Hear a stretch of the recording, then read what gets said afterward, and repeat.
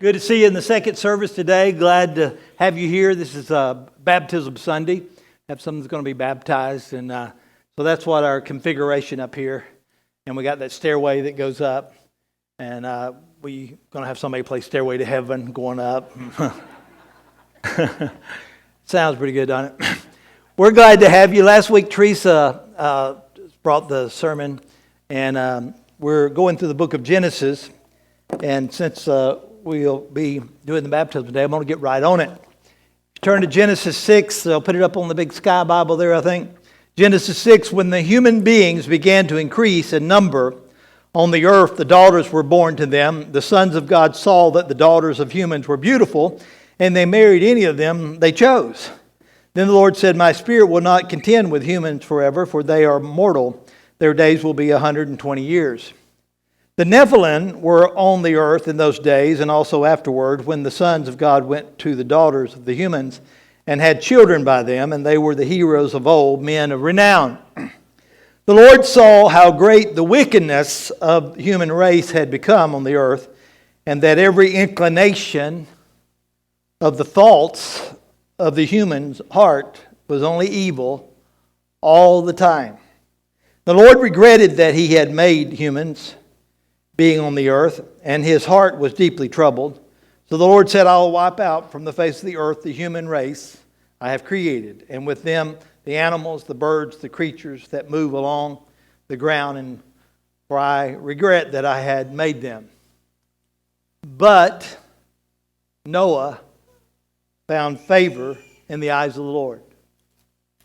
But Noah found favor in the eyes of the Lord. I love as you go through the Word of God and you see those places like that where it says, but God. But God. I don't know about you if you got one of those but God stories, but I've got a bunch of them.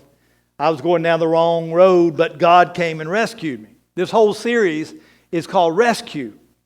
I've come to find that the whole Bible is just one repeated story. It's like when you get through with one story, there's the sequel to the next story and the next story and the next story. And all the stories from Genesis to Revelation has one basic theme, and the one basic thing is God keeps rescuing crazy people like you and I. Messed up people. He keeps rescuing them. And but it said, but Noah found favor in the eyes of God. I like that because Noah, in a time when nobody else was following God, Noah followed God. Another thing that a lot of people sometimes don't think about, but in the New Testament, when we're thinking in the New Testament, they only have Genesis, Exodus, Leviticus, Numbers, and Deuteronomy. They have possibly, in some areas, they have a little bit of Psalms and Proverbs and Ecclesiastes and maybe a little bit of Isaiah. But most of the Bible that we know today did not exist at that time that they had access to. So most all the quoting of Scripture in the New Testament comes from Genesis, Exodus, Leviticus, Numbers, and Deuteronomy. So they call that the Pentateuch, the first five of the book. The Hebrew calls it the Torah. And it's very, very important. And what we've tried to do then, if the first five books of the Bible are so important, if it sets the theme of what God's trying to do, and it's repeated, and you'll find these same stories repeated all through the New Testament. This is not the only place we're going to talk about Noah. This is not the only place you find about Noah.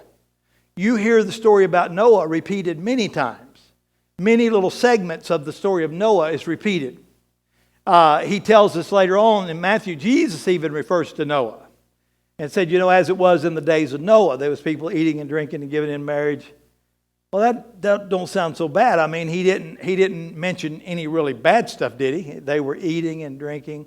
But what it was, it's an existence where people just exist. They get up every day, they go to work, they come home, they spend their own weekend on their own self. And it's all about them all the time. It's all about them. It's all about me. They have no regards, no thought at all about God. It's almost like God's absent from their entire society. It's almost like God never existed. Like they have no thought for God. I wonder how many times this week you thought about God. And so as we're looking through these passages, we find other passages. So I named the sermon today, When God Doesn't Make Sense. That means had a God Doesn't Make Sense episode in your life. I believe we all have probably. I probably had more episodes of when He doesn't make sense than when He does make sense. I was telling them in the first service that we don't know everything about the Bible. We read that passage there that every thought and every imagination of the people were evil continually. Well, there's a big theological word for that, and it's called that we're totally depraved. Not 50% depraved, not 60% depraved, not 80% depraved, but we're all totally depraved. We're totally messed up. We're totally messed up. Turn to your neighbor and say, you're messed up. You're really messed up. I'm telling you, you're messed up. We are totally depraved. That means we're totally messed up. And we find out later, all has sinned and come short of the glory of God. There's not one of us that's fit for heaven. Not one. And in a time in life where everybody, every thought, every imagination of everybody that you work with, everybody you go to school with, everybody you're in the town with, all of them, their thoughts are evil except one man called Noah. And if you go over in 2 Peter, it says Noah, the eighth man.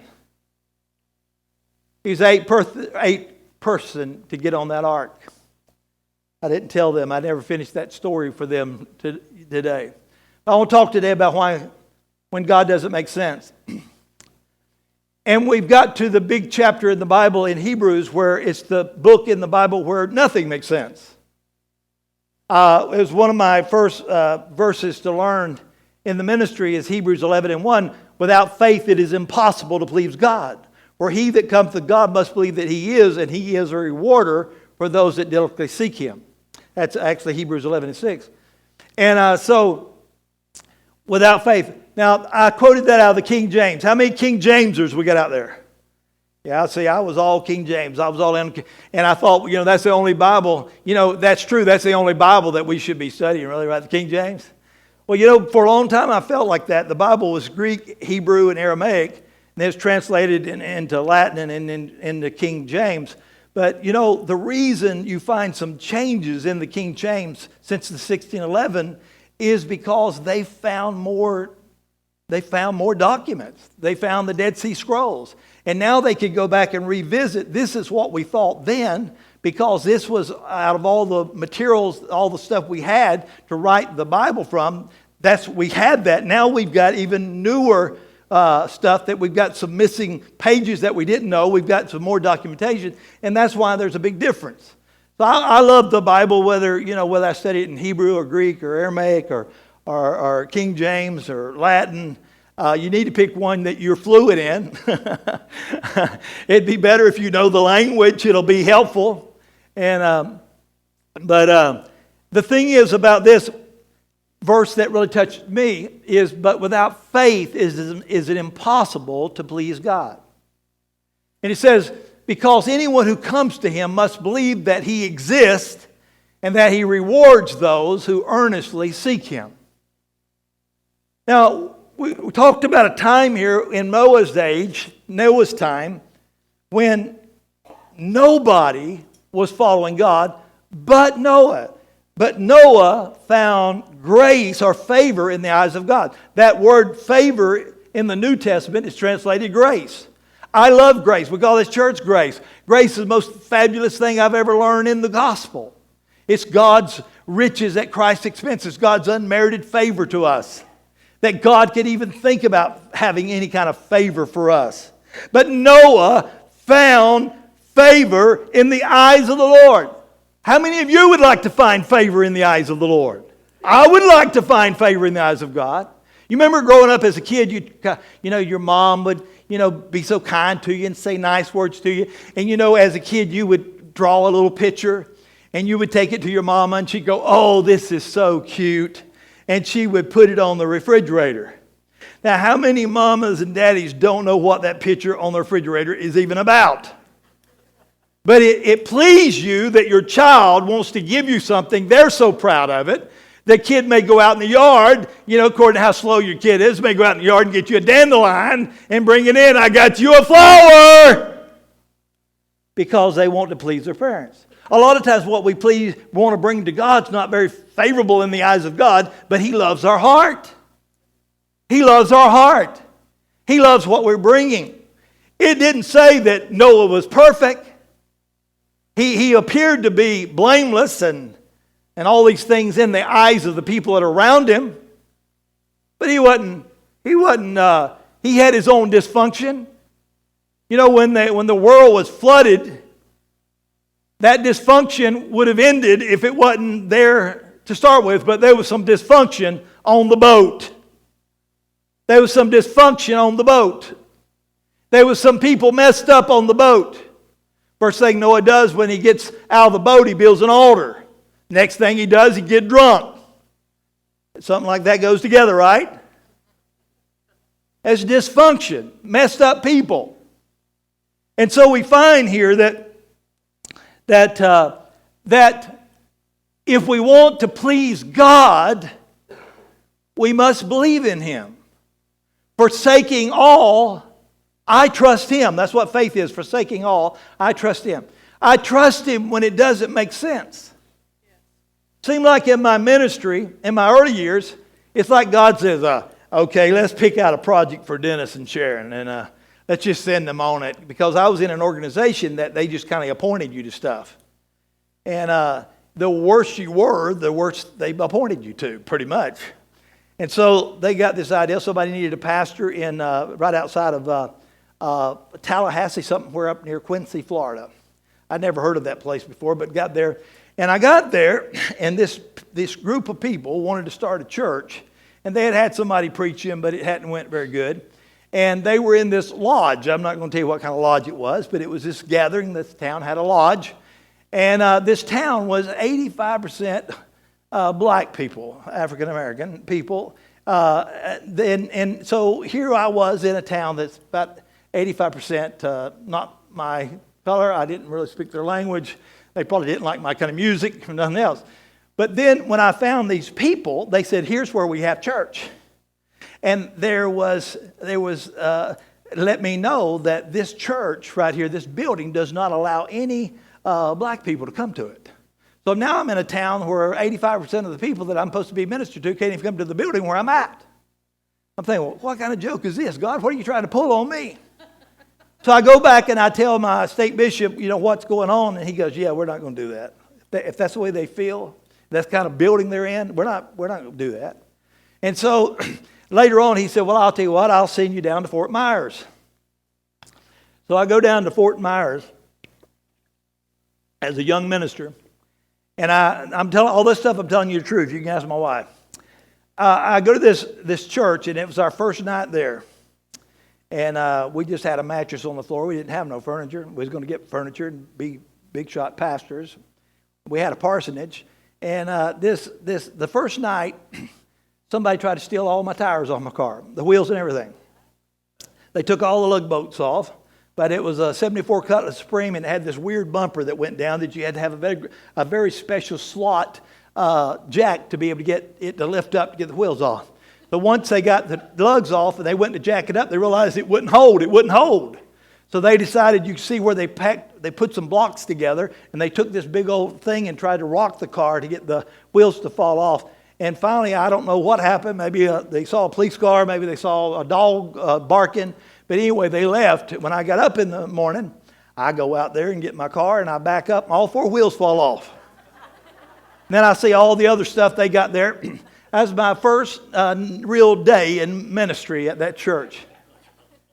It was a predominantly black area of town, and that's fine. And there's just a handful of people there. And then, like my first week there, my electric got cut off.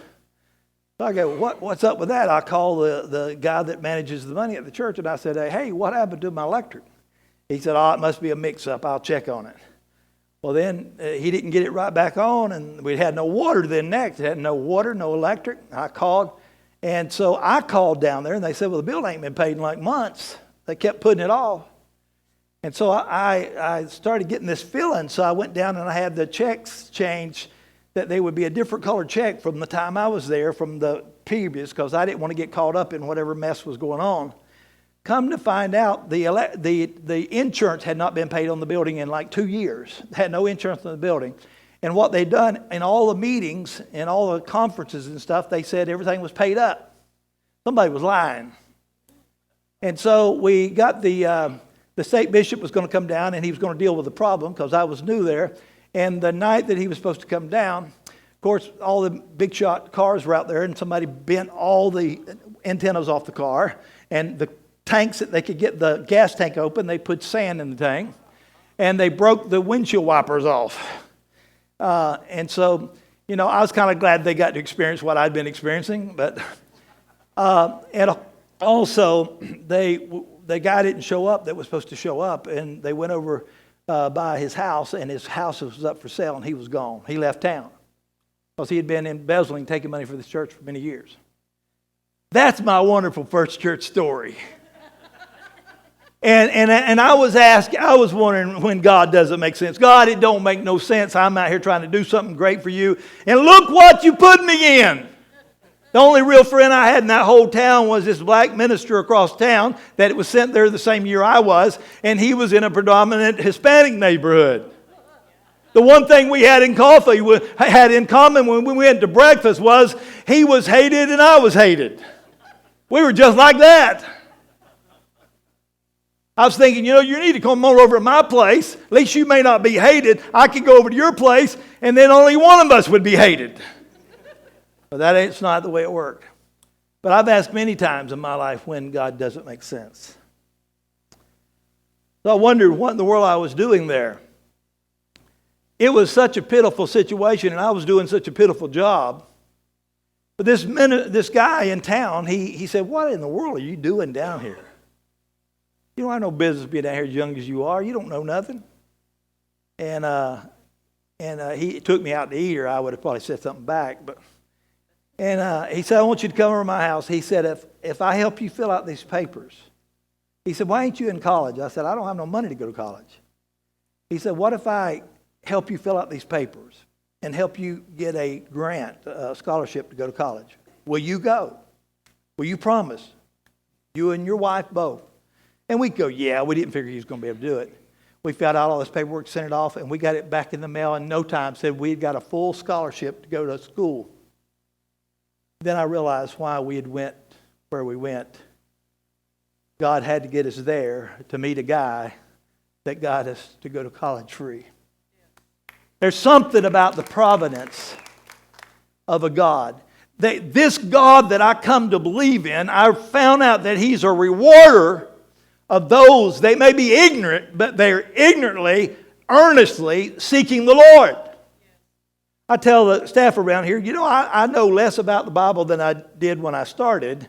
And I know there's more I don't know about the Bible than I know about the Bible. And any real minister that'll tell you the truth will tell you that. There's more stuff I don't understand. There's more stuff I don't know about the Bible than I do know. But I do know this. If I'll have faith in God, when it seems impossible, when it seems to be confusing, when it seems to be crazy, when it doesn't make any sense, I'll just ignorantly, if you want to say, follow Him anyway. If I'll just keep serving Him, if I'll earnestly seek Him, I found out He'll reward me every time. I found the old hymn, "Trust and Obey," is a great hymn. Trust and obey, for there's no other way. There's no other way. I have a tendency to feel when I start preparing a sermon that it's just God starts putting things in my path that I say, yeah, I was meant to be here. I was meant to see that. I was meant to hear that. As I was studying this message in Genesis 6, I look back, Genesis 5, 28 and 29. Noah's father's name was Lamech. He was 182 years old when Noah was born. Can you imagine Noah's dad being 182 years? I don't think he got on the floor and wrestled with Noah very often. But let me tell you about Noah's family tree. Noah was the grandson of Methuselah. By the way, who was the oldest guy that ever lived? Who? Yeah, that's not right. Everybody says Methuselah. Actually, that's kind of right, but actually he didn't even outlive his son, which was Enoch. Enoch walked with God. And one day he was walking with God, and as he was walking with God, it's kind of like God says, hey, we're closer to my house than your house. Why don't you just come on with me? And Enoch was gone. But you are right that Methuselah, in the Word of God, he's the oldest man that ever lived. Now, when Noah gets to be 500 years old, he and Miss Noah, see, there's no place that even gives Noah's wife's name. So we'll just call her Miss Noah. So when he's 500 years, Miss Noah and Noah has 3 sons. Larry, Moe, and Curly. If you got sons at 500 years old, they're probably not all there. But anyway, his sons were named Shem, Ham, and Japheth. And somehow these kids eventually got married. And that's where you get Noah and his wife and his 3 sons and their wives. And when God asked Noah to build this thing called an ark, Noah goes, what's an ark? They'd never been an ark before. What you going to use the ark for? It's going to be a boat. What's a boat? Well, I'm going to cause it to rain and flood this earth. What's rain? And what's flood?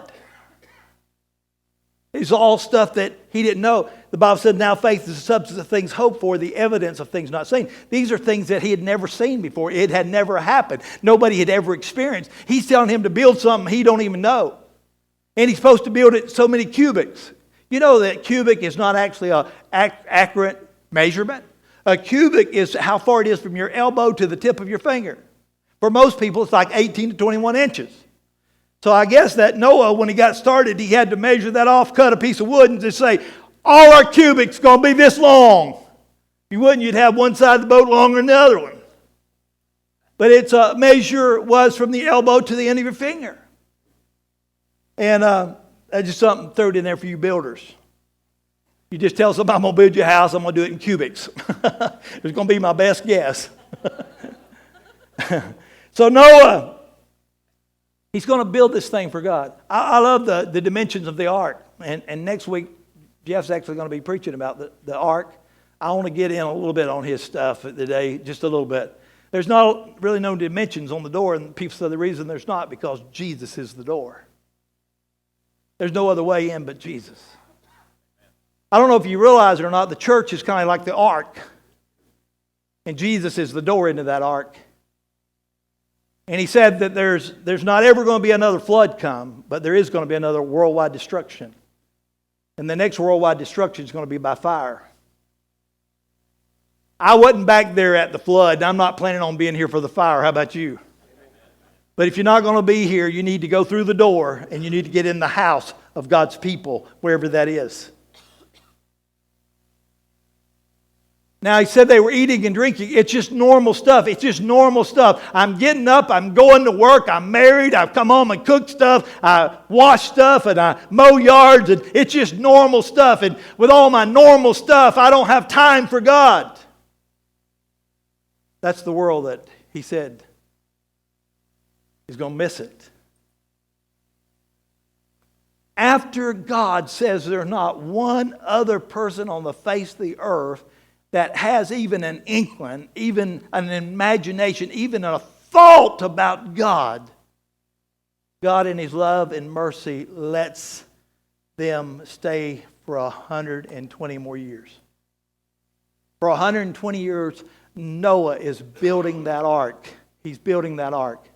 He's out there hammering and building that ark for 100. You heard of people whistle while you work? Well, I'm going to tell you what Noah did. Noah, he worshiped while he worked. Every time he drove a nail, it was saying, I believe in God. I'm building something I've never seen before. I'm believing because something's going to happen that's never happened before. But God's going to do it. He kept hammering in faithfully the work of God. He kept doing the work of God. He kept worshiping God with his acts of what he was doing. By faith, Noah built an ark. By faith. And he didn't have to understand how the animals were going to get there. He didn't have to understand how it was all going to work out. He just done what God said. God said do it, and he did it. Most everything that's ever happened in my ministry that happened positive is when I stepped out and I did what didn't make any sense, and God made something good come out of it. Some people say that's just ignorant to just step out and not know what you're doing. He told Abraham, I want you to go, I'm going to lead you to a city. Abraham saw a lot more sand than he saw sidewalks. But God said, I'm going to lead you to a city whose builder and maker is God. I don't know if you know it or not, this is not our home. We're not home yet. We'll be fine. In spite of the wickedness of the world for 120 years, Noah would work all day. And at night he would go out and he would preach righteousness. How would you like to be a pastor and you'd preach 120 years and not have one convert? Not one. 100. I've been here about 30 years. I'm about fed up. I'm about tired. I don't know how I'd do it for 120 years, especially if nobody came. 120 years? It's a long time. But Noah knew God is a rewarder of those who earnestly seek him. I got that, and it said that Noah was a righteous man. I want you to get this. Noah was not a righteous man, and that's why he got the favor of God.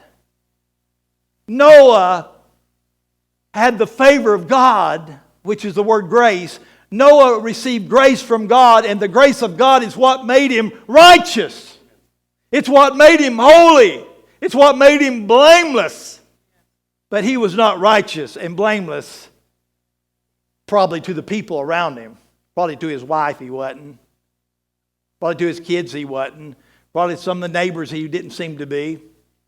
But in the eyes of God, what God saw in Noah, when he saw the earnest desire that Noah had to please him no matter what, even when he didn't understand, that had an effect on the heart of God, and God gave grace to Noah.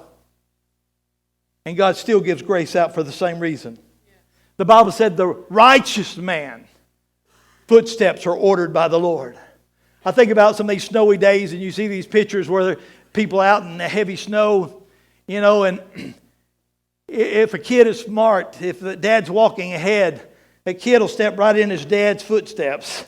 Right in his dad's footsteps. That way he don't get all that snow all over his pants and his shoes. He just keeps stepping where his dad stepped. We're smart if we'll walk in our dad's footsteps.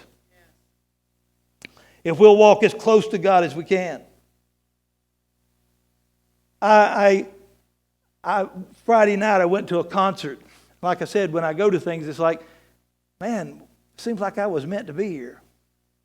Went to a concert, it was, quote, Valentine's Day. You either love Valentine's Day or you hate it, according to how prepared you are. If you're not prepared enough, your wife will make you hate it. The other thing is Valentine's Day, if you go to something and you don't have no Valentine there, that's a terrible thing to be. That's a terrible place to be. Well, we went and saw Eric Baker. It's kind of a long story about that. My kids go to school in Knoxville, my grandkids, and this little girl come up and said, y'all going out to eat with my grandparents? And I said, okay, I don't care. It's Grandparents' Day. And so we go out to eat, and we now meet these grandparents, and they go, I said, where do you live? They live in West Tennessee. I said, my son's got a business in West Tennessee and stuff. And we got to talk, and she said, well, I have a son lives in Knoxville, and I said, what does he do? He's in the entertainment business. He's a singer. Well, I just pulled out my phone and looked him up, and my God, he's a big deal. He's open for John Mayer and some of those. And I'm thinking, I'm sitting with the mother and the father of a guy that's open for John Mayer. That's pretty cool. Well, anyway, I found out that every year he does this concert in Knoxville because that's where he started at, and he will do it, and he does it all the time on Valentine's Day. But me and my wife, we got tickets for it, and we're not very good tickets. We're up in the balcony area, and it's just the Bijou Theater there, which is kind of small, I like. And so he was there Friday night and Saturday night, and great concert. But he gets to this point in this concert, and he said, you know what's coming up next? He said, I always, since it's Valentine's Day, I do a few things for Valentine's. And he said, I got this note in the mail. There was some people that was here last year at the Valentine's concert. And it was, the time he wrote a song called, I love to see you dance. I love to see your eyes when you dance. When actually he wrote the song about his daughter. If you look on YouTube, he's got a picture of him, daughter, and he's acting crazy with her, dancing with her. He said, I love to see you dance. The song's written about his daughter, but people think it's a major love song, which he just lets it go. And when he sings this song, it's been customary that when he sings this song, he asks everybody to stand up in the crowd, and he wants you to dance with your partner there on that Valentine's night. So here we are up in the balcony. We're getting ready for it, and he's telling everybody, but he said, I got this letter in the mail, and it told me about this couple that was here last year, and it come to this awkward moment where I told everybody to stand and dance with your significant other. And when we got to that part in the concert, there was a guy there that didn't have anybody with him. He probably just come along with some other people. They had an extra ticket, so he come along. He didn't know they was going to do that junk at this thing. And then, so they got to this awkward time. He tells everybody to stand up and dance with their partner. And he looks over there, and he's sitting there. And, there's nothing like feeling like a fool, feeling like you're the only one. So he's sitting there all by himself. And he looks over across the aisle, and there's a woman sitting over there. Blonde-headed lady. And he looks over there, and she's sitting by herself. And he can imagine she's feeling the same way he's feeling. So he got up enough nerve. He goes over there, and he goes, seems like we're in the same boat. You want to dance? She said, well, yeah. So they got up, and they start dancing together. And he said, we've been dancing all year. We've talked to each other almost every day on the phone. Well, he goes, if you're here tonight, if those people are here in the concert, I'd like for you to come up. We want to help you relive that great night of love for y'all. And the man and woman came to the front. And he said, can I have the mic for a minute? And he handed him the mic. And he said, got down on one knee, got a ring out, and he asked that woman to marry him. And I was thinking, isn't that just amazing? That's the worst place anybody that's single could be on a given night, on Valentine's night, all by yourself. Everybody else is up dancing. You're by yourself. Here's another woman. It's the last place she wants to be, in a gathered building. Everybody looking at her because she don't have anybody. And they meet. And a year later, in the same concert, they get married. Or they propose. Isn't it just like God to do stuff like that in our lives? He takes the worst thing that don't make any sense, and he makes sense out of it. You go, are you glad you went to Fort Myers? Well, only because I got to go to college. Other than that, I would be glad to check that off my checklist and not go. But sometimes you got to be obedient when it doesn't make sense. There's a lot of people in this life that's hurting. Life does not make sense today. It didn't make sense yesterday. It hadn't made sense for a long time. And they're at this point in their life, they're just saying, this don't make sense. Church don't make sense. God don't make sense. I don't get it. So this week I was on Facebook, and somebody shared this. And I don't know about you, maybe if I come back in another life, I want to be a songwriter. I thought about, we told you a few weeks ago, Adam, when God gave him Eve, he wrote a song about her. Probably for the first country song, right? Right there. But this story right here, this is somebody here that's longing, that's asking, and they're trying to make sense of God in this thing. And I said, this goes right with my sermon. I think I'm going to read it. This girl's Tenille Townes. The song is called Jersey on the Wall. So there's a jersey on the wall in a high school gym in my hometown. In the corner by the scoreboard where the bleachers seats fold down. 27 took the Tigers to the finals that year. That's not why that jersey's hanging there. The chorus goes like this. If I ever get to heaven, you know, I got a long list of questions. Like, how do you make them snowflakes? And are you angry when the earth starts quaking? How does the sky change in a minute? And how do you keep this big rock spinning? Why can't you stop a car from crashing? Why can't you stop a car from crashing? Forgive me. I'm just asking.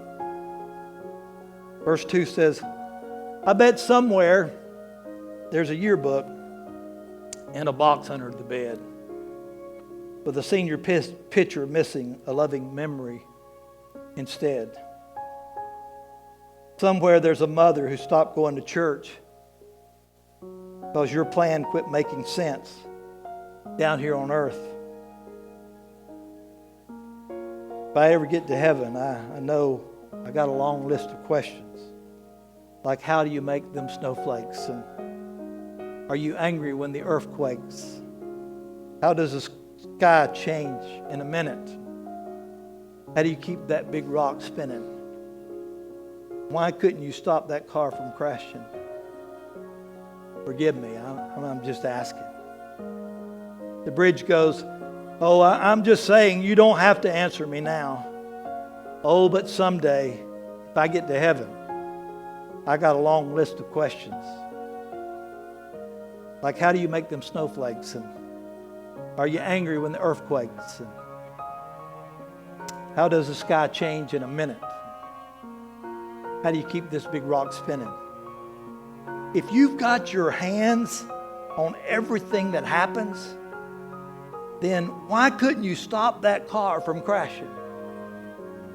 Forgive me. I'm just asking. I don't know anything about that, but somebody that wrote that song, I think of it has experienced that. Every time they go by their school and they see that jersey on the wall, it means something different to them.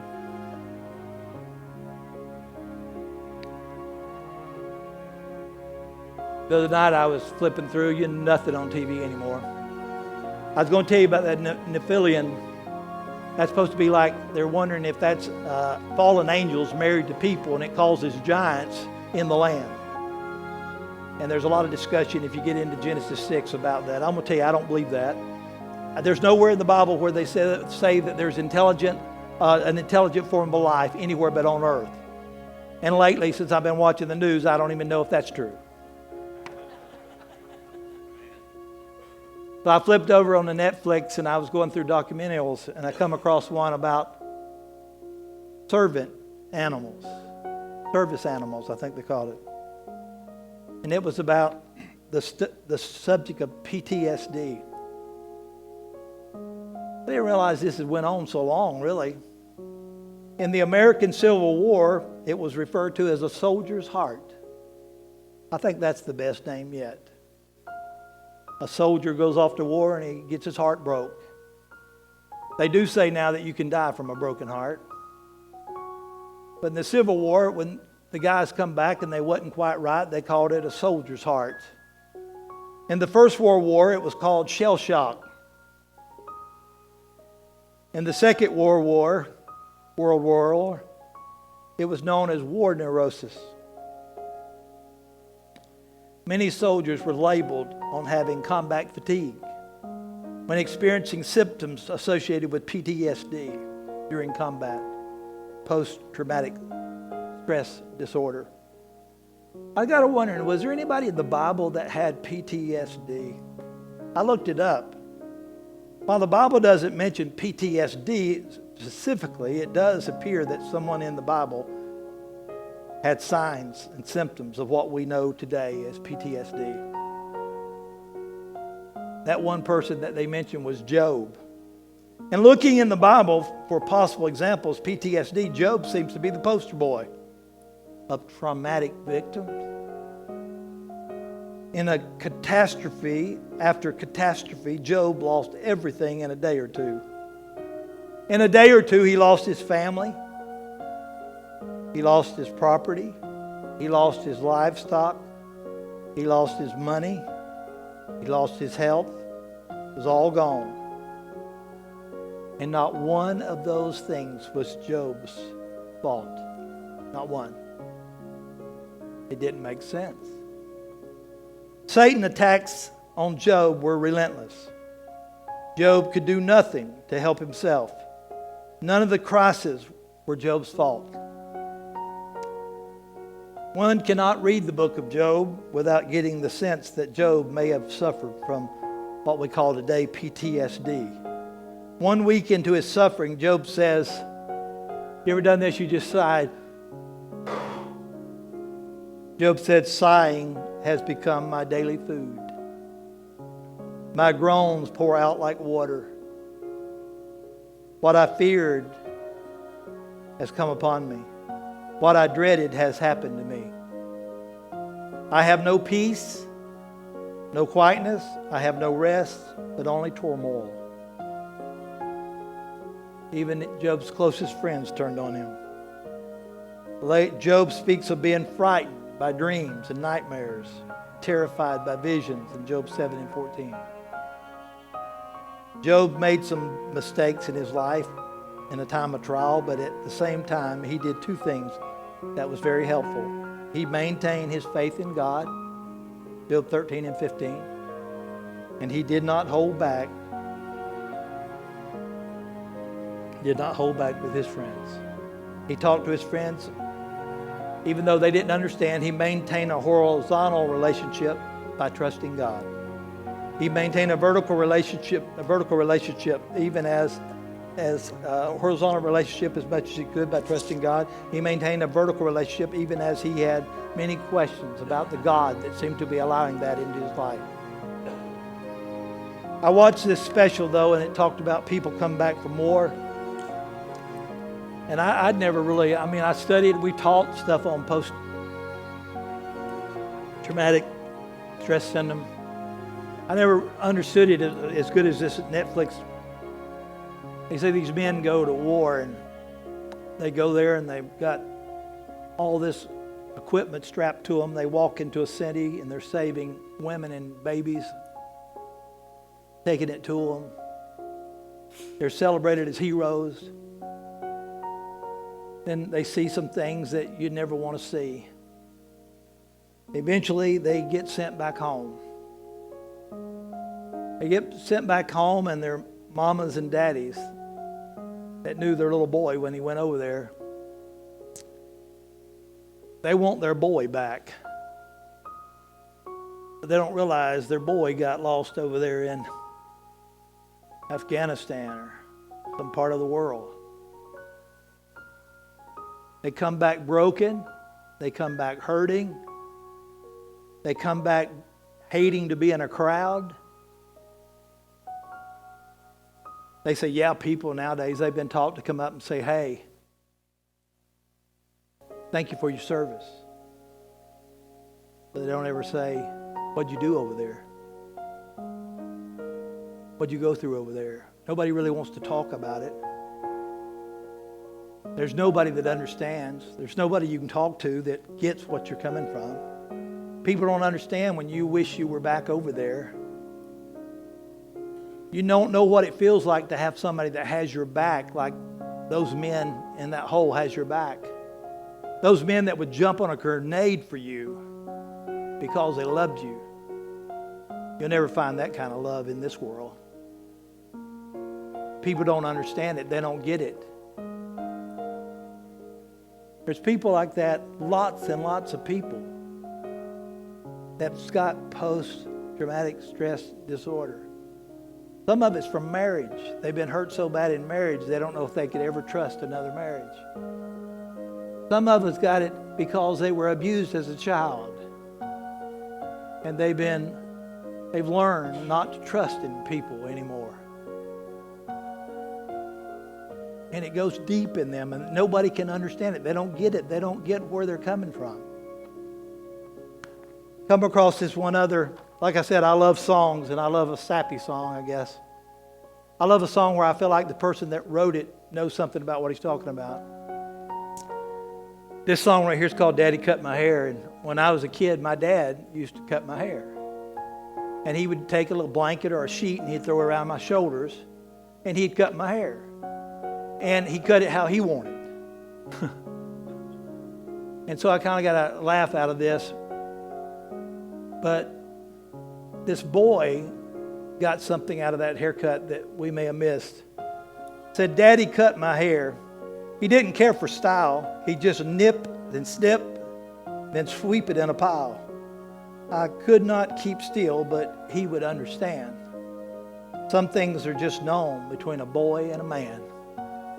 Right there in the middle of the kitchen, on the cluttered floor, in the middle of the 50s, in between a couple of wars, he'd get out some old scorched sheet and wrap it around my neck. He'd be so close to me, I could smell the coffee on his breath. He would be so close to me. But then there come the day we had a falling out. I don't remember why, but every time I think of it, there's water in my eye. We said some awful words. He ordered me to leave. For years, my sister wrote about how hard my mother grieved. On my second tour of duty, when the thrill had long been gone, I started giving out haircuts to my buddies there in Nam. A wire came on Friday as I was cutting JoJo's hair that we buried Mom on Wednesday. My dad was glad I was there. We buried Mom on Wednesday. Well, he never did remarry. He traveled quite a bit. As a father, he still was somewhat distant. But as a grandfather, he was quite a hit. Then the stroke was unexpected. There was so much to relearn. He gets around with just a cane, but his speech never returned. He says, now I cut Daddy's hair. He still don't care about style. I snip, and the memories, they fall and I sweep them in a pile. I don't say a word. He smiles when I'm done. Some things are just known between a father and his son. Right there in the middle of our kitchen cluttered floor, in the middle of my 50s, I still feel that ache once more. For all the years that our anger kept us so far apart, thank God that there's forgiveness to mend a broken heart.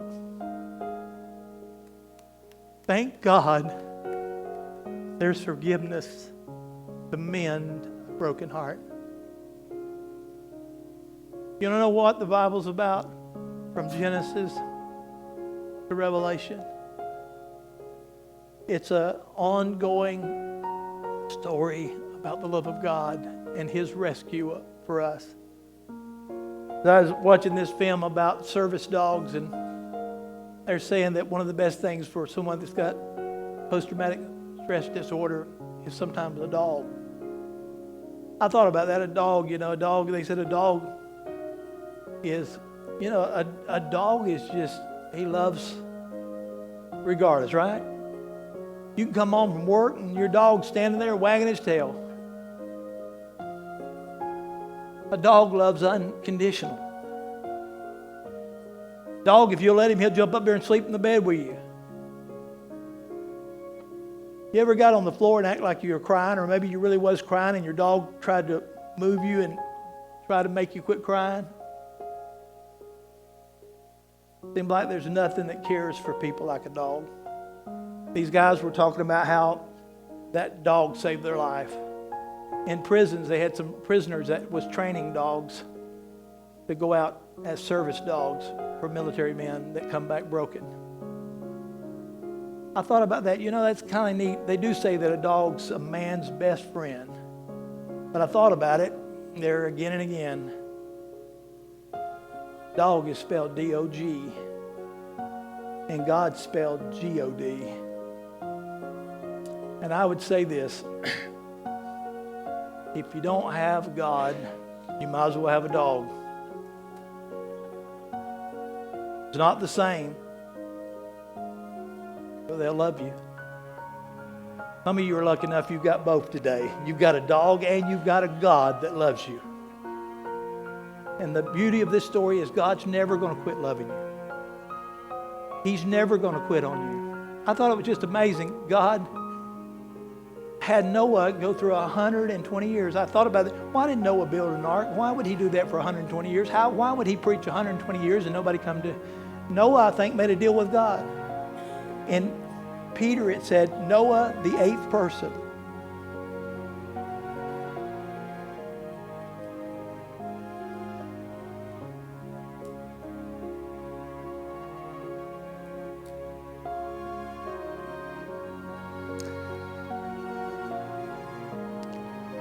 I know some of you in here, you'd give up everything you got. Every dime you own, the houses, land, just to know that you and your kids go to heaven. I got a wife, I got 2 boys, married, got grandkids.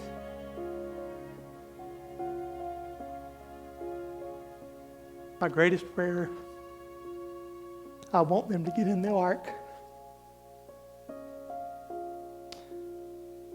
I want them to get in the ark. Doesn't matter what you have to go through in marriage. You may have been through some bad marriages. No matter what you've got to go through in life. Keep the main thing the main thing. Keep loving God, because He'll never quit loving you. Find somebody or something that will love you unconditionally. That'll keep you reminded that's the God you served. That God will love you unconditionally. He'll never give up on you. But I thought about that story, what it means to please God. To please God. You know, when you were a kid, you do stuff to get your parents to be pleased with you. I want to be that kind of guy that I want to please God. I want to please God. I want to find out what God desires, and I want to please God. And I thought about that guy. He said that when his dad cut his hair, he used to, and he'd had a falling out with his dad. As he remembered back on that moment, now he's cutting his dad's hair. It was just that mundane cutting hair, but he said, I remember he was so close to me, I could smell the coffee on his breath. You ever, Friday night we got up and we danced, and me and Sharon was this close together because we're in the Bijou Theater and you don't have anywhere to dance but just right there among your 2 seats. You ever been so close to somebody you could see your reflection in their eyes? Noah didn't have anything good going on, but Noah was so close to God, he could see God's grace. He could see God's grace in Noah's eyes. I don't know about you, but I want to walk so close to God. I want to walk so close to God that I can feel His breath. The breath of God, the anointing of God. I want to feel God. I want to know He's here. I want to serve Him so closely.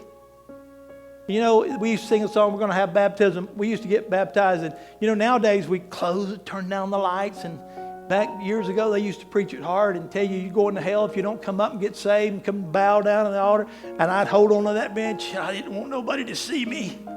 I didn't want nobody to see me crying. I didn't want nobody to see what kind of life I was living. But finally, the flood waters would break, and I'd run to the altar, and I'd start crying, and I'd start praying. And then they'd have baptism.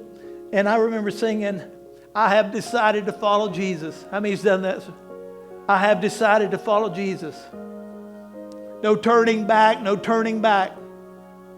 What does Elsa say? Though no one follows. Though no one follows, I'm going to keep following. You see, if mama don't go, if daddy don't go, there's no turning back. You remember that kind of commitment to God? Some of you, I'm going to tell you something today. You can get all the money in the world. You can get the best job. You can find the best of everything. There's one thing that will never be complete in your life, and that's that emptiness inside of you without God. A dog's pretty close, but it's not God. I'm glad a cat ain't God's best, our best friend. I just got to throw that in there. I want us to stand at this time. We got some fixing to be baptized, and I know some of you, you put up with me today. But those are going to help us with the baptism.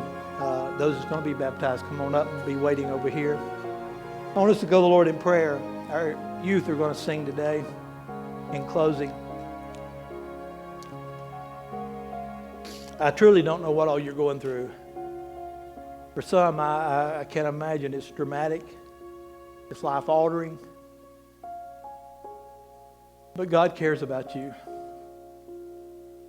And God will help you through. God is a way maker. He'll make a way where there seems not to be a way. I'd like for our prayer team members to come down. Maybe Jeff can come down. And I don't know if Teresa's still in here or not. Some of the other prayer team members, I want them to come. We're going to go to the Lord in prayer. Some of the youth and children are coming in to see the baptism. Let us go in prayer right now. Dear Heavenly Father, our prayer is, Lord, that our children will come to Christ. My prayer is, Lord, my grandchildren will know Christ. My prayer is today, Lord, there's some people here that's made a decision to follow Jesus.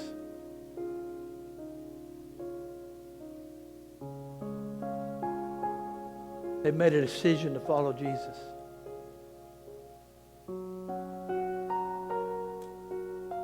God's going to make all things new. And I pray if there be another one here today that don't know you as your personal Savior, that today they'll say, yes, Lord, come into my heart today. Come into my heart today. They may want to be baptized today. That's okay. God, we ask it in Jesus' name. Amen.